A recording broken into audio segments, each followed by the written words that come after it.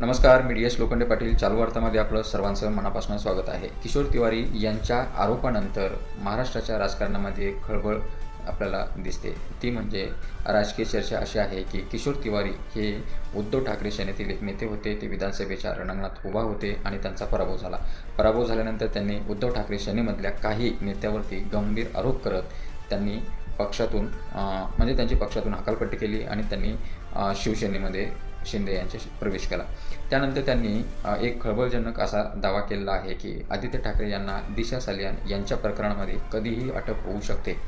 ज्यावेळेस मोदी यांची इच्छा होईल त्यावेळेस आदित्य ठाकरे यांना अटक होऊ शकते, असा त्यांनी दावा केल्यामुळे महाराष्ट्रातल्या राजकीय वर्तुळामध्ये आता एकच चर्चा होते. कारण ह्या अगोदरही आदित्य ठाकरे यांचं नाव दिशा सालियान यांच्या मृत्यू प्रकरणामध्ये जोडलं जात होतं आणि हे प्रकरण नितेश राणे, आता जे मंत्री आहेत नितेश राणे यांनी हे प्रकरण उचलून धरल्यामुळे आणि ह्या प्रकरणावरती त्यांनी कायम टिप्पणी करत राहिल्यामुळे हे प्रकरण चर्चेमध्ये राहिलेलं आहे.